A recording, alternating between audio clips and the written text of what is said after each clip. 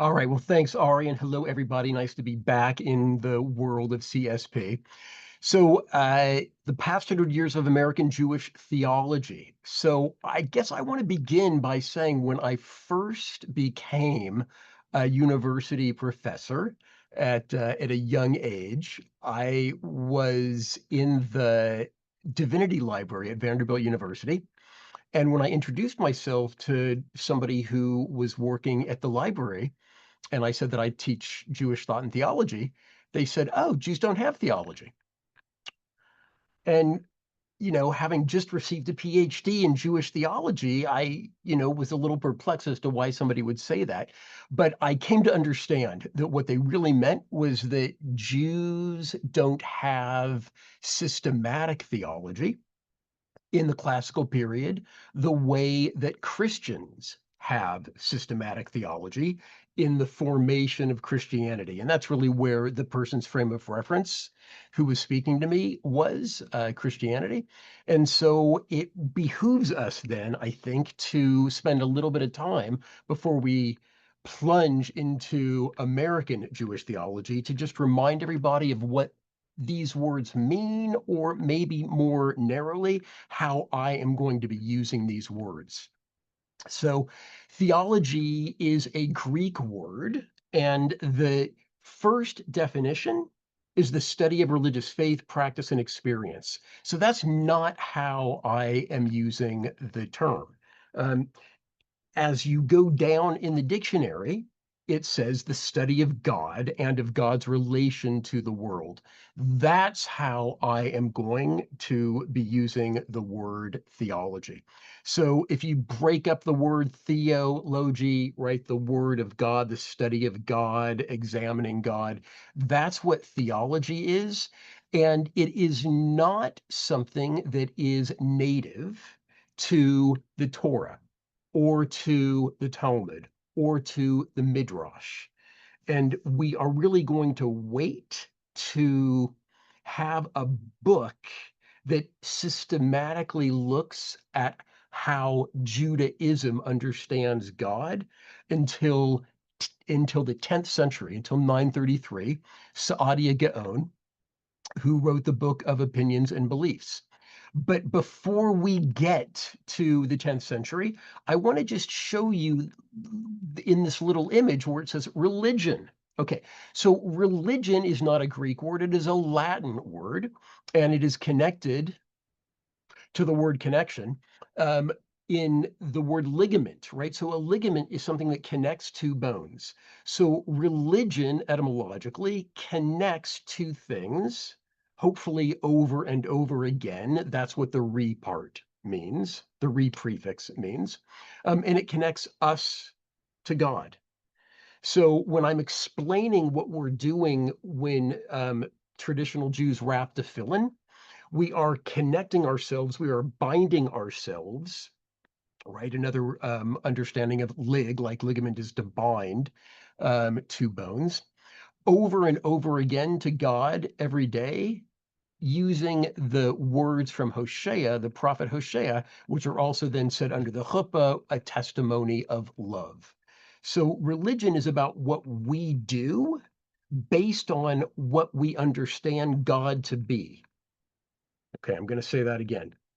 Theology is about our understanding of God. Religion is based on our theology, based on our understanding of God. How do we respond to our understanding of God? What ethics, what politics, what rituals do we humans engage in order to relate to our understanding of God? Okay. So I mentioned that you wait until 933, Saadia Gaon, the Book of Opinions and Beliefs, to really get the first systematic Jewish treatment of Jewish theology. Um, it's in the context of the Islamic world. And so just to kind of set the stage here, there in the about 100 years, 150 years after Saadia Gaon, another Arabic speaking philosopher, religious philosopher named Al-Ghazali, wrote a book called The Incoherence of the Philosophers. He's really talking about Aristotelian philosophy. But what I love about this is that within 50 years, somebody wrote a book critiquing the incoherence of the philosophers. His name is Averroes, also known as Ibn Rushd, and the name of his book is The Incoherence of the Incoherence. Right? So he is saying that Al-Ghazali's book called The Incoherence of the Philosophers is itself incoherent. And Ibn Rushd, Averroes, he is going to set the record straight.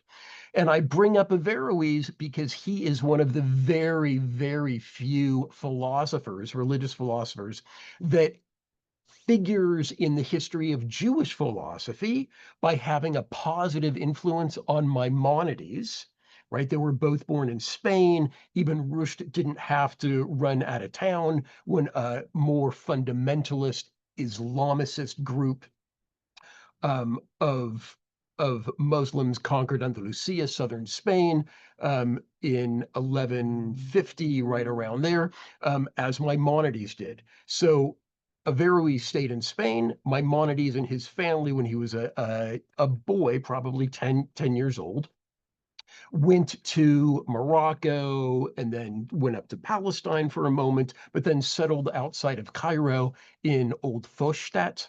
And the book of philosophy or the book dedicated to philosophy, Theology, that Maimonides wrote is called The Guide of the Perplexed, published in 1180. Published.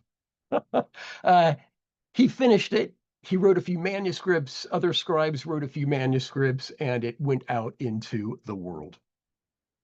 So before we now get into American Jewish theology, I just want to put the words theology and religion into a slightly different idiom, a secular idiom, for you to have another framework to understand these two terms. So theology in a secular framework would be called metaphysics. And religion in a secular framework would be called politics, ethics, and rituals. So we get the word metaphysics from Aristotle. Phusis in Greek means change. And so metaphysics is something that doesn't change, that is constant, that is eternal. It also happens that in the way Aristotle's books were arranged, the metaphysics came after the physics. And so it was literally meta or beyond or after the book of physics. But the idea of metaphysics is something that is immune to the vagaries, to the changes, to the dynamism of this world, and that is constant and eternal. Religion, the way that most of the people that we're going to be looking at, and we're going to be looking at Mordecai Kaplan, Abraham Joshua Heschel, and Arthur Green in this series, the way they're using the term has much to do with ethics and much to do with rituals. Politics, you'll see, comes in to play now and again. American Jewish theology began systematically in the 20th century with the publication of two books. Both authors of these books were not American. So that's why this is Jewish theology in America, but I wouldn't really call it American Jewish theology. Solomon Schechter, born in Eastern Europe, educated in Central Europe, lived in England before he came to take over the Jewish Theological Seminary. Kaufman Kohler, similarly, educated in Germany and really came of age in Europe before he came to this country, and he took over Hebrew Union College. So we've got the two deans of the two major American Jewish denominations, Solomon Schechter and Kaufman Kohler, conservative and reform, who are, for the first time in English, trying to present what Judaism has to say about God. So you'll notice that Solomon Schechter's book is called Aspects of Rabbinic Theology, right? Because he's not presenting a systematic theology the way that the Christians understand it. Kaufman Kohler is really trying to do an introduction to Judaism for those Jews and non-Jews, but primarily Jews, who have come to America in the last generation or so. Remember, you've got this huge influx of Jews from Eastern Europe coming beginning in 1881, to present Judaism in a way that they can understand it and be able to explain it for an American audience, to put it in terms that make sense in this new world in which they find themselves. So, in some ways, what both Solomon Schechter and Kaufman Kohler are doing is they're translating traditional Jewish understandings into an American Christian framework. Okay. But the first work of American Jewish theology, although Mordecai Kaplan was born in the Old Country, he was really educated and came of age here in New York City, is by Mordecai Kaplan. Judaism as a Civilization, published in 1934. He was 53 years old. That gives me hope. His very first book, right? He had, I don't know, a dozen books, and his very first one came out in 1934. And then he was just on a tear uh, for the next 30 years or so. He lived to the ripe old age of 102. He taught at the Jewish Theological Seminary for decades and had a tremendous influence on generations of conservative rabbis. I have another theologian here, both because of his connection to Philadelphia, where I am sitting, and because of his influence on the American rabbinic community in general, the American Jewish community in general, and the rabbinic community through his influence on Mordecai Kaplan, and that's Emil Hirsch. So he was an alumnus of the University of Pennsylvania, and although he didn't write anything approaching the volume or the systematic concentration on metaphysics or theology, much of what he wrote did have echoes in what we will later find a decade or so later in the writings of Mordecai Menachem Kaplan. All right, so now we're ready to jump into the thought of Kaplan. So these are, I think, the 6 pillars of Kaplan's thought that you will want to identify with and associate Kaplan with. We're going to explain all of these, but anti-scientism is probably the first and most important characteristic of Mordecai Kaplan. He's not the first Jewish philosopher or Jewish theologian to be to have an anti-scientism basis, but he's the first American to really articulate it. So what is scientism? Mordecai Kaplan would hate the new atheists, right? People like Daniel Dennett and Richard Dawkins, people who try to understand all of reality through what science can describe about reality. And so we'll see that here, okay? He calls it sinister scientism. Sinister scientism makes unwarranted claims for itself. The naturalism, and here he means being able to describe all there is in nature by scientific method. The naturalism which reduces all that differentiates human beings from the subhuman, from the animal world, to illusion, and all life and mind and spirit to the operation of mechanical cause and effect, right? Another word for this is materialism, is bound to end up in the denial of all moral objectivity and spiritual sanctity.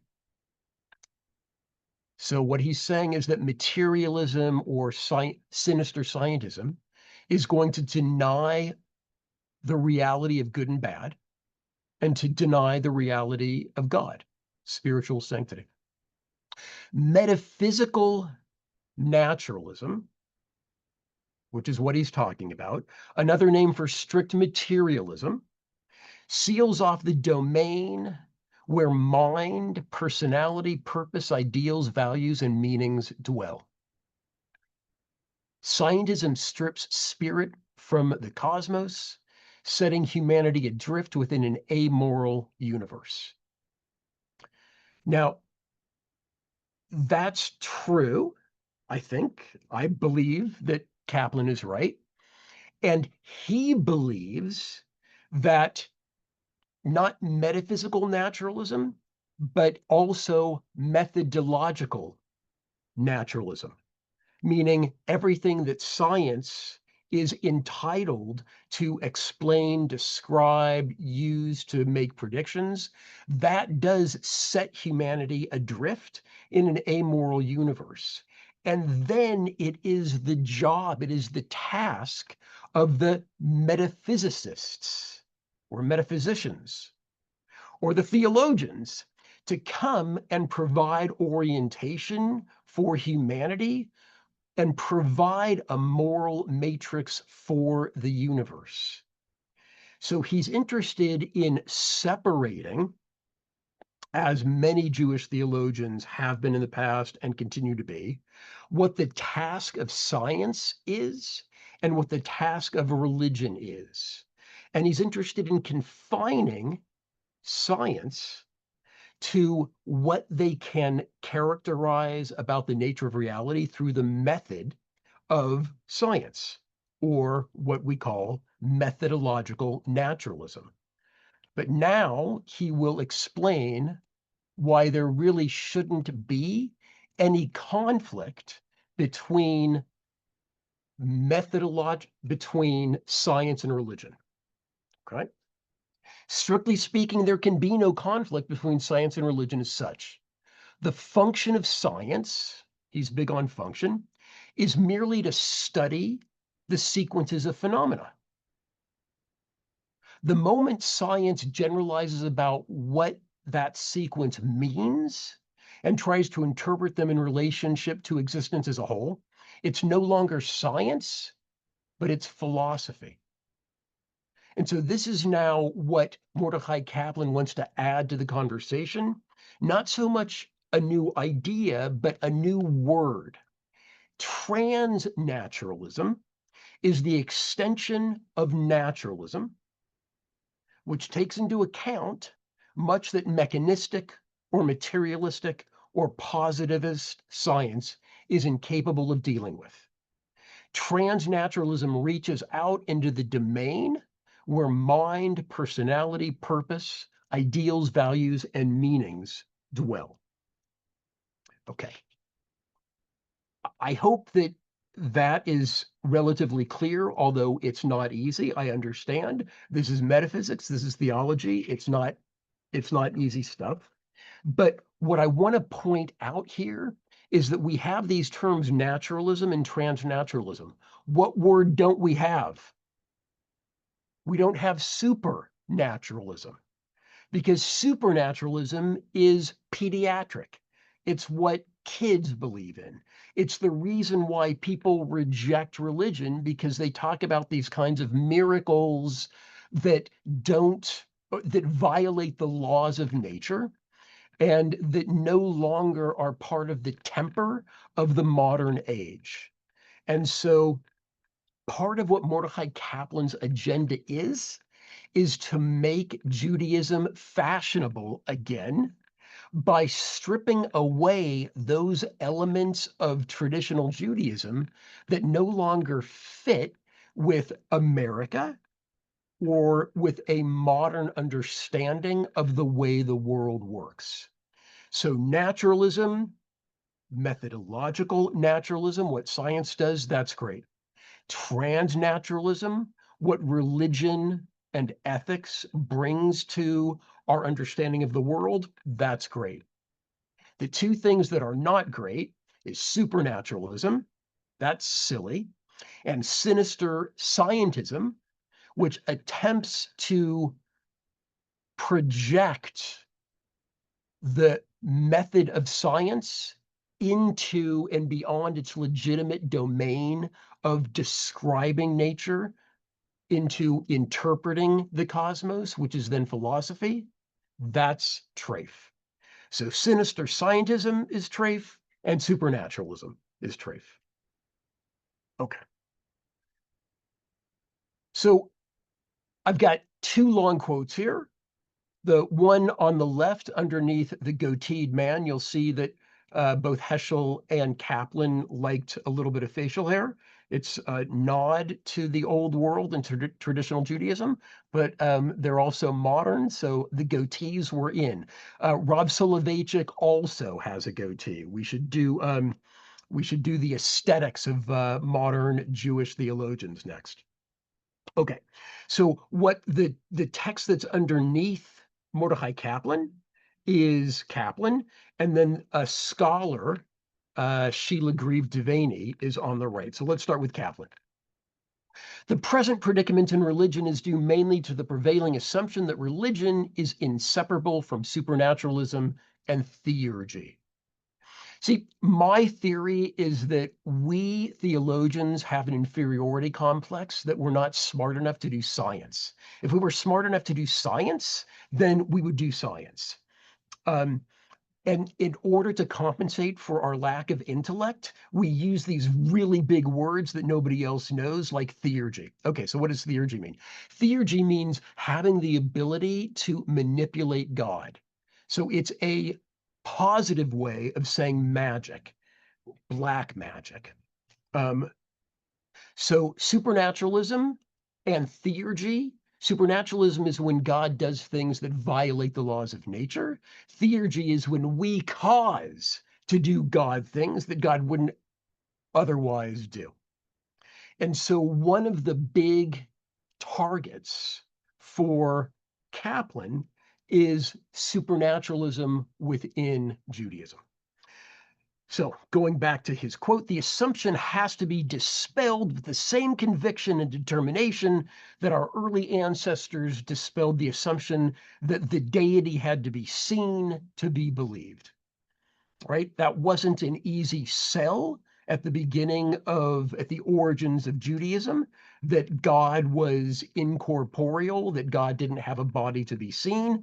Maimonides in the 11th century spends incredible theological energy trying to help people understand the Torah needs to be read in a figurative way, so that when you come to the descriptions of God's body and emotions, you should not read those literally. And so Kaplan is saying that same degree of theological energy needs to be put into stripping supernaturalism out of contemporary Judaism. And here, I think, is a great synopsis of Kaplan's agenda. This interlocking set of ideas of a supernatural God, ahistorical sources, meaning that God gave the Torah outside of time to Moses at Mount Sinai, and that it's eternal, that it never has any influence of the time and the place that the Torah has subsequently been interpreted. Authoritarian approaches to religious truth, the elevation of a tradition's past, and convictions of chosenness, the chosen people or uniqueness. This interlocking set of ideas became problematic in the modern world. They no longer embodied interpretations of reality that 20th century persons could easily espouse. Kaplan mounted his attack against this complex of ideas on several fronts. In particular, he argued that such ideas failed in light of the findings of modern science and historical disciplines, meaning we now historically understand that there may not have been a Moses who led the Israelites who had been enslaved in Egypt out of Egypt. We no longer have, we, because we don't have evidence that there was this Israelite people enslaved in Egypt, that they wandered through the Sinai Desert for 40 years and then came into the land of Canaan as conquerors. We shouldn't base our deepest religious commitments on something that we have no evidence of. And every once in a while, even way back in biblical history, we have evidence against some of these things having happened. Um, and so we need to take history into account in our reconstruction of Judaism, both in terms of what Judaism or how Judaism originated in hoary antiquity and how we should be living out the truths of Judaism today. Um, and then, okay, so these arguments failed in terms of science history. Moreover, they stood in contradiction to the democratic and equalitarian commitments of modern American life. Okay, so let's see that in action. I think one of the most famous innovations of the movement of Mordecai Kaplan's from within conservative Judaism that then became its own denomination, Reconstructionism, is that they reject the idea of the chosen people. And Mordecai Kaplan gives 4 reasons why, in some cases, you can reconstruct. You can give a new reason to explain something that we want to continue doing. But he said there's no reconstructing the idea of the chosen people. It needs to be relegated to archaeology. It needs to be completely rejected. And these are the 4 reasons he offers. Theologically, right? God, that's not how we understand God to work. God doesn't reach into the mix and intervene and enter into specific relations with specific peoples, right? God is a force, as we will see, an impersonal force that doesn't have the personal characteristics that the Bible gives to the character, the literary character of God. So theologically, the chosen people idea fails. Sociologically, it's dangerous because non-Jews then have envy or disdain because they think that we either have been chosen or we think we are chosen or somehow superior. So from the psychological perspective of other people, so what Kaplan calls sociologically, this does not redound to our benefit. I want to say a word about sociology. Mordecai Kaplan did not get a PhD. He was always a little insecure about that. He had a master's in sociology from Columbia University, and he was heavily influenced by the American School of Pragmatism and sociologists. Okay. The third reason that Kaplan wants to reject the idea of the chosen people is psychological.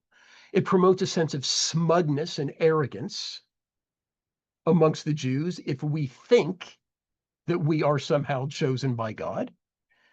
And it also smacks of an inferiority complex. Now that we understand that we wrote the Bible, meaning human beings wrote the Bible 2,500 years ago, 3,000 years ago, to say that we were the chosen people, like you only have to say that when you feel like you need a pat on the back and you need a little encouragement to keep on going. So he said it smacks of an inferiority complex. And then the final reason that he rejects the idea of the chosen people in America, it's just not democratic. Everybody has a vote. Everybody is equal. We hold these truths to be self-evident.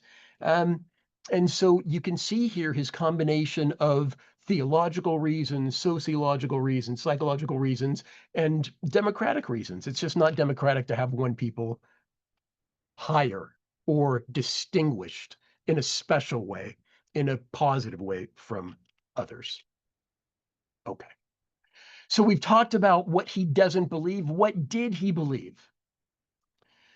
So there are lots of scholars who say that Kaplan didn't have a theology or Kaplan didn't have a metaphysics. They couldn't be more wrong. I don't really understand how anybody can say that, um, except that it points to a lack of understanding of either Kaplan or maybe and or what metaphysics is. So this is his statement of what he believes about the nature of the world and God. It is a metaphysical statement, it is a theological statement. And as he says at the end, you don't need to expand on this anymore because Judaism, since the rabbinic period, has let people believe what they want to believe as long as they behave Jewishly. And so he very much extended that idea. Like, why say more than you need to say was part of his rationale. And this is all you need to say. Ultimately, the forces for good that inhere in the world and in human nature will give rise to a just social order, one in which every human being will be able to achieve the full measure of self-realization and accord to his neighbor the same right and opportunity. The evolution of mankind, though marred by frequent and disheartening reactions, moves irresistibly in the direction of universal security and freedom. From the standpoint of the Jewish religion, ethical purpose does not emerge merely as an accident or an incident of social history, but it is a directive and creative force. So the idea that the world and human nature are designed to eventually have this kind of materialization of goodness and peace, that's a very religious understanding of the world. A scientist could not use science to come up with that claim. I also want to say, and we don't have time to demonstrate it, but this claim about the nature of reality is much more traditionally religious than Maimonides. Maimonides did not believe that the world was so constituted as to give rise to a just social order, right? That's all on us, and it's an uphill battle against human nature and politics. One of the, not one of the very first academic paper I gave was comparing Mordecai Kaplan and Maimonides. And after the presentation, a scholar of Maimonides from the University of Ohio came up to me and said, "Why did you think that was worthy of a paper? It's so well known within academic circles that I'm surprised they let you even like take up time in an academic setting." And I was like, wow, okay, I guess it's kind of a secret. My rabbi didn't tell me. Even my teachers didn't tell me. I guess they didn't know. I don't know. But apparently what I'm saying is so uncontroversial as to cause a senior scholar in the field to question why I even had to make such a claim. Okay. Belief in God as here conceived can function. This is the sociologist Kaplan speaking, can function in our day exactly as the belief in God has always functioned. It can function as an affirmation that life has value. It implies, as the God idea has always implied, a certain assumption with regard to the nature of reality. That reality is so constituted as to endorse and guarantee the realization in man, in humans, of that which is of greatest value to him. If we believe that assumption to be true, for as has been said, it's an assumption that is not susceptible of proof, right? Scientists can't prove it. That means we have faith in God.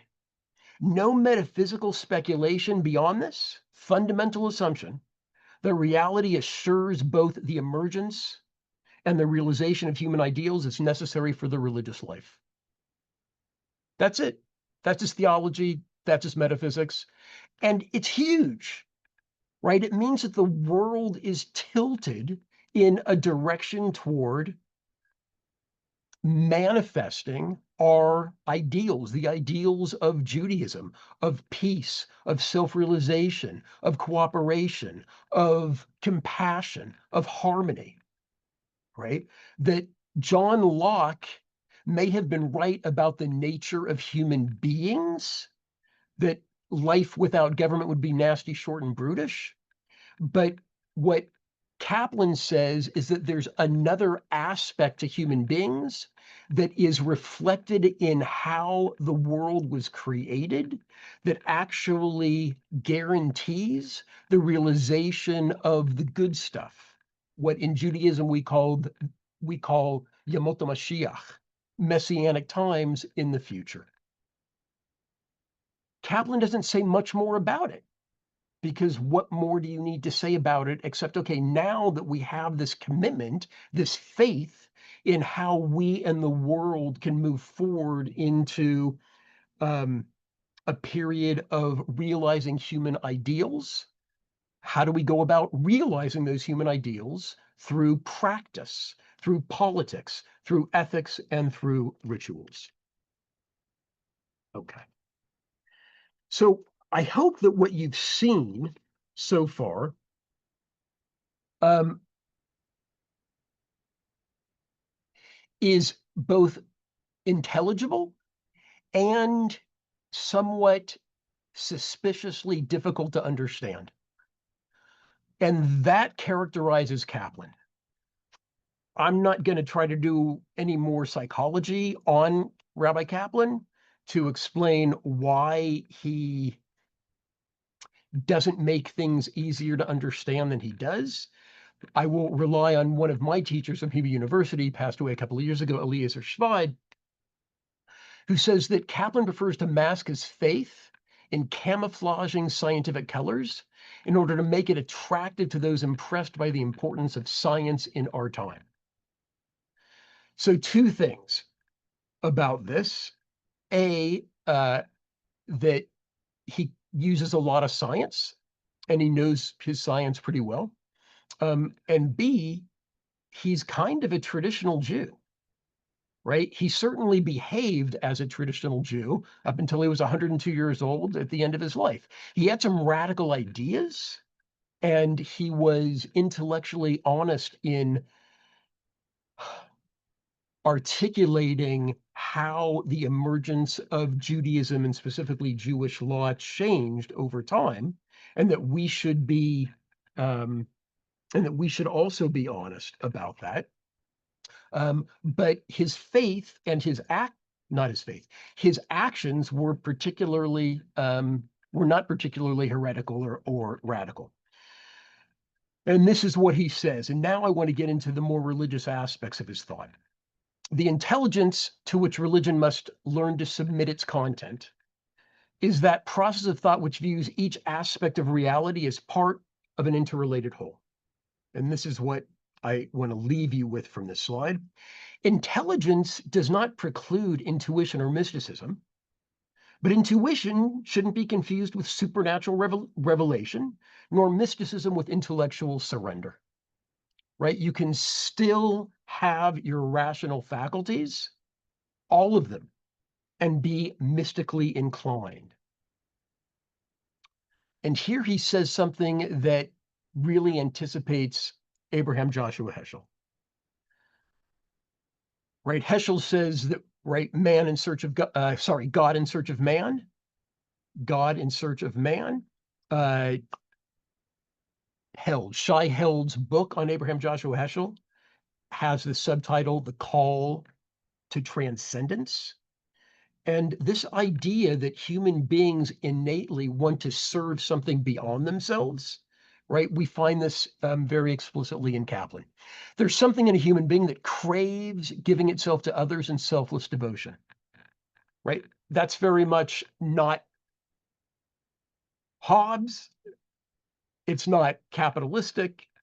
It's very religious in the sense of having this overflowing compassion and this need to connect the compassion that you feel to people who need compassionate action directed toward them. Um, something in the human being that craves giving itself to others in selfless devotion, some objective to live for beyond oneself, whereby one's life becomes integrated into the context of universal human life, right? The need to make that connection to those beyond ourselves and to that beyond ourselves. Um, sometimes it's said that Kaplan, again, he didn't, some people say Kaplan didn't have a theology. Some people say Kaplan didn't believe in God. That is so wrong. It is such a misunderstanding of Kaplan. Um, I'm going to have this sent out, so I don't want to read all of this, but just a little bit. God is the mystery of life, enkindling inert matter with inner drive and purpose. That's God. When Kaplan says enkindling inert matter, that's his reconstruction of resurrection of the dead. Resurrection of the dead, the way we receive it in the prayer book, is resurrecting that which has lived and died. But the way that Kaplan understands Triata Metim is giving life to that which is dead in the sense of it has never been alive. So how does life emerge on the planet, in the world, in the cosmos? Kaplan understands that God is responsible for enkindling inert matter, triata metim, creating life from that which has no life.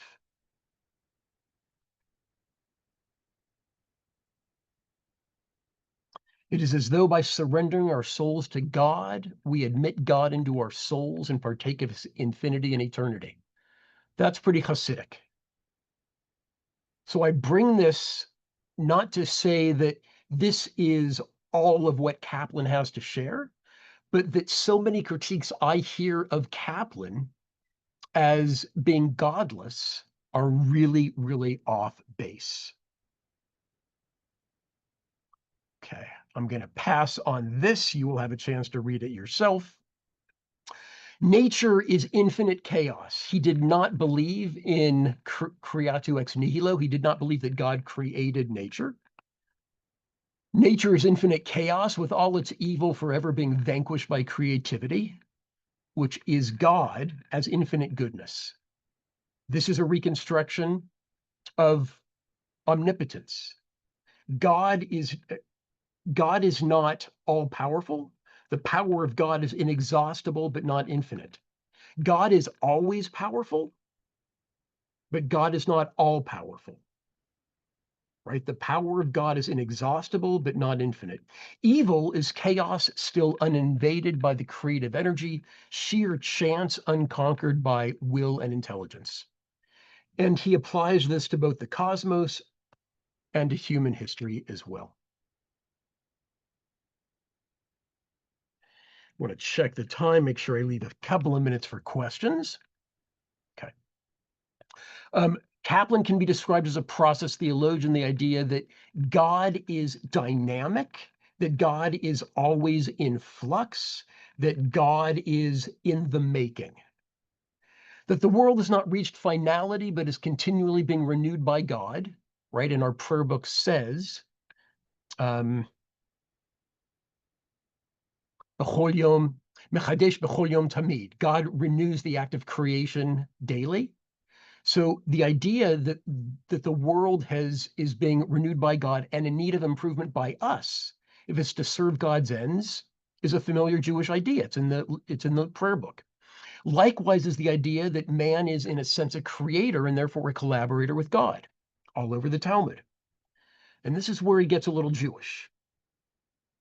In fact, a continual process of teshuvah, of turning and returning to a lifelong journey toward God, may prove to be more firmly grounded in the imitation of God, who is in continual process of divine unfolding, a God of becoming and being, right? So just like God is becoming, we should imitate that and also be becoming in the sense of teshuvah, always trying to improve ourselves. A God of absolute responsiveness and dependence. We also need to respond to our environment.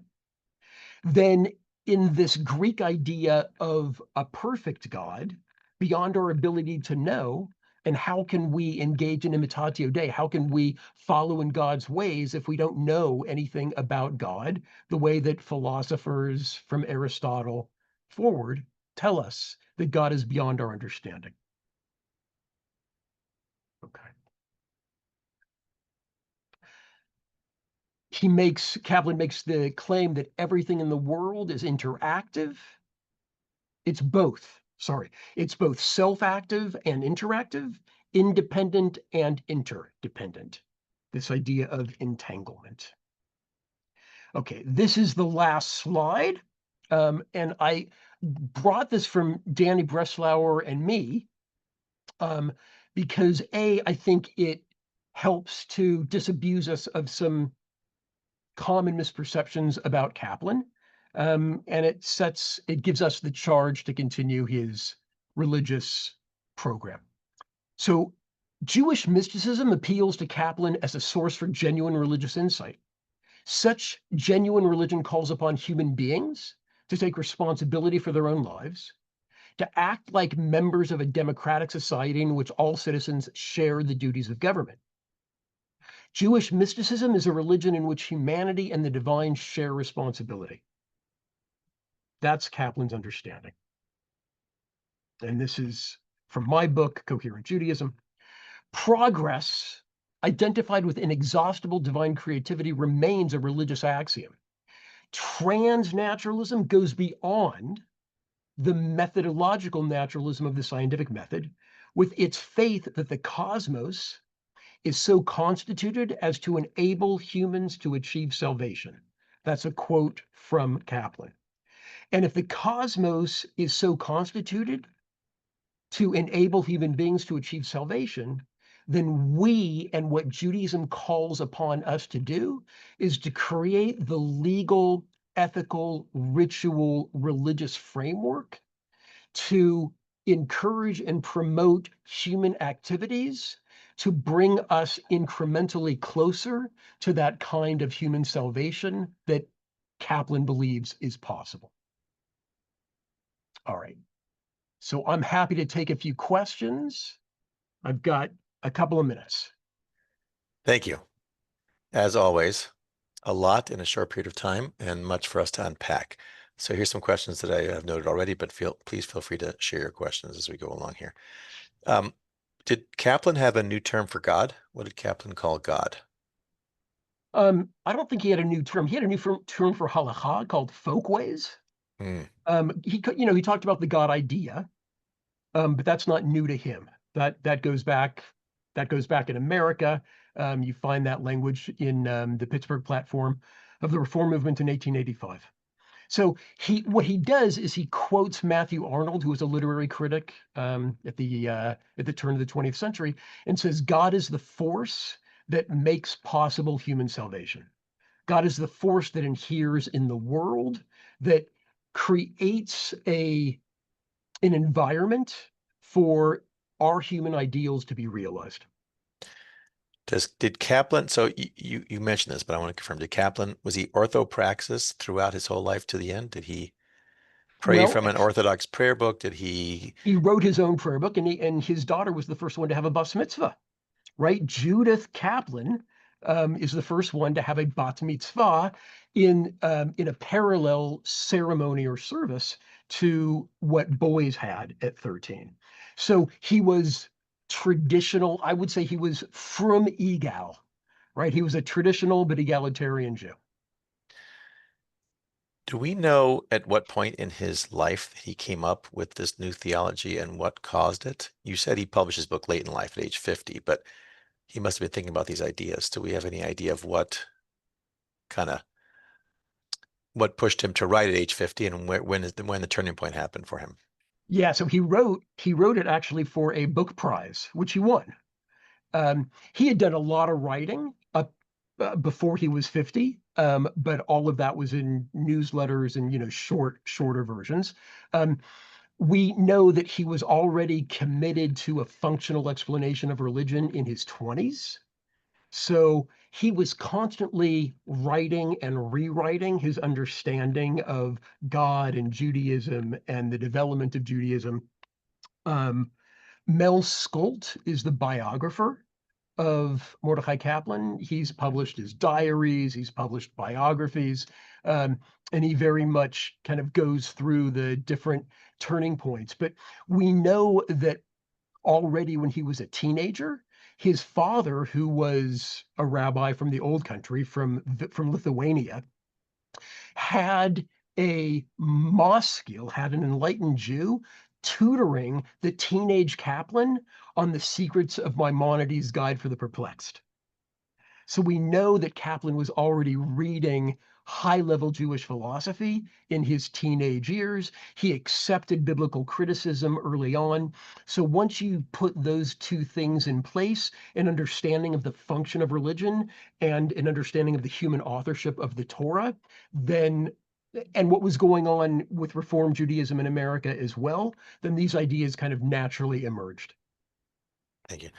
I see hands up, but we have very limited time and we don't usually do questions. If you have a question, please put it in the chat and we'll try to get to it. And we have 2 more classes. This is a 3-part series. So other questions were, did he intend to start Reconstructionism as a new denomination? And part 2 is, if he came back today, Tchiyat HaMeitim was a little different than he thought, and he comes back, Yeah. what would he think about contemporary Judaism and the movement in particular? Okay.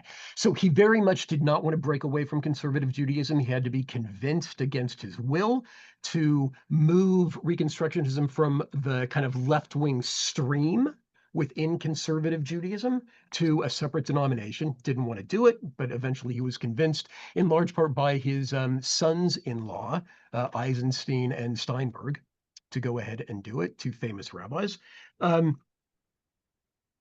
When Art Green, who we'll look at the end of this course, who was my dissertation advisor, when he took over the Reconstructionist Rabbinical College, people said that Kaplan must be turning in his grave. I don't think so. The reason why they said that is because Art Green is known as a mystic, but as I hope to have shown, I think those kinds of comments are off base. I think that I think that Mordecai Kaplan would be very disappointed in the lack of engagement by those Jews who know the most about the modern world, and the folks who have the most engagement with Judaism seem to apply least what they know about the modern world to their Judaism. So I think he'd be very disappointed. Okay. Last 2 questions. I know we're going on time, but we started late, so I figured we did. Ahuva wants to know if Kaplan believed in human salvation, but did he believe in divine salvation? No, because the idea of divine salvation is more personal, like is a more personalistic theology than he would advocate. And he never, he believed in progress and perfectibility. So what Jack Cohen, a student of his, says in the way I characterize it is that Kaplan could buy into an idea of an asymptote of perfection, but you're never quite getting to that level of perfection, right? You're never getting to shlemut, to perfection. You're on the upswing. Yeah, as a follow-up, I would say I'm quite interested to see his Siddur and what he does with like Yom Kippur then. Okay, I mean, in the regular Shabbat Siddur, he gets rid of the chosen people idea, uses different language, and I don't remember off the top of my head how he deals with Yom Kippur. But Yom Kippur for Kaplan is about tshuva and human tshuva. And so, I don't know how many changes he would make in the traditional liturgy, although I'm sure he did. Last question that we have time for is we have hosted Rabbi Brad Artson about process theology, and the question was, how does his understanding, if you can comment on it, differ, or is it an extension of Kaplan's, or what you mentioned about process theology today in Ray Yeah. Kaplan?